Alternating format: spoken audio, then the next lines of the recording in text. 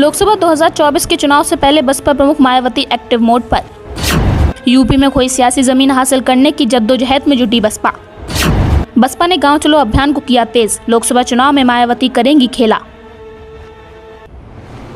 UP में अपनी खोई सियासी जमीन हासिल करने की जद्दोजहद में लगी बसपा आगामी लोकसभा चुनाव की तैयारियों में पूरे दमखम के साथ जुट गई है। पिछले दिनों बसपा सुप्रीमो मायावती ने प्रदेश भर के पदाधिकारियों के साथ बैठक में जो निर्देश दिए उस पर भी पार्टी ने अब काम तेज कर दिया है। वोट हमारा राज तुम्हारा नहीं चलेगा के नारे के साथ बसपा ने गांव चलो अभियान की मुहिम और तेज कर दी है। बूथ स्तर पर कमेटियों का गठन भी किया जा रहा है।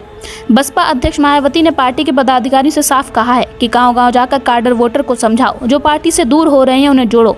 मायावती ने पिछले महीने पार्टी पदाधिकारियों के साथ निकाय चुनाव की समीक्षा करने के साथ ही आगामी लोकसभा चुनाव को लेकर रणनीति भी साझा की थी और इसी में ये नारा दिया था कि लोगों के बीच जाकर वोट हमारा राष्ट्र तुम्हारा नहीं चलेगा का संदेश भी देना है। इसके ऊपर पार्टी ने काम शुरू कर दिया है। अगले 3 महीने तक प्रदेश भर में करीब 1,70,000 बूथ पर पार्टी के संगठन को मजबूत किया जाएगा। इसके साथ ही गांव-गांव जाकर पार्टी के पदाधिकारी और कार्यकर्ता वोट हमारा राष्ट्र तुम्हारा नहीं चलेगा के नारे को और भी बुलंद करेंगे। बसपा के कोऑर्डिनेटर्स ने इस अभियान को लेकर बैठक भी शुरू कर दी है। राजधानी लखनऊ में लखनऊ मंडल की बैठक हुई। इस बैठक को बसपा एमएलसी व लखनऊ मंडल के कोऑर्डिनेटर भीमराव अंबेडकर ने किया। बैठक में लखनऊ मंडल के अंतर्गत आने वाले जिलों के पदाधिकारी भी मौजूद रहे। पार्टी के नेताओं का कहना है कि ग्रामीण क्षेत्रों में बसपा का वोटर बड़ी संख्या में है, बस जरूरत है तो उसे दोबारा जोड़ने की। पार्टी का फोकस ग्रामीण क्षेत्रों के उन मुद्दों पर है जिसको लेकर अब काम किया जाएगा, जिससे वोटर उनके साथ जुड़ेंगे। इसके अलावा महिलाओं की टीम भी गाँव में खड़ी कर दी जानी है। यह भी देखा जा रहा है कि पुराने कार्यकर्ताओं में अभी कितने लोग सक्रिय हैं। जो सक्रिय नहीं है उन्हें बाहर का रास्ता भी दिखा दिया जाएगा। नए लोगों को जोड़ने के साथ बूथ स्तर पर जिम्मेदारी भी तय की जाएगी। भीमराव अंबेडकर ने कहा कि बसपा अध्यक्ष मायावती के निर्देश पर लखनऊ मंडल की बैठक हुई। लगातार जिला कमेटी, विधानसभा committee, sector committee, booth committee की समीक्षा की जा रही है। जो कमेटी का काम उसे गाँव में जाकर बूथ स्तर पर, सेक्टर स्तर पर मजबूत करना है। कमेटी के गठन का काम तेजी से चल रहा है। मायावती ने 3 महीने का समय दिया है। वोट हमारा राज तुम्हारा नहीं चलेगा, इस बात को गाँव-गाँव में एक-एक मतदाता को समझाना है। बहुजन समाज पार्टी के संगठन को मजबूत करना है। 2024 के लोकसभा चुनाव की तैयारी करनी है।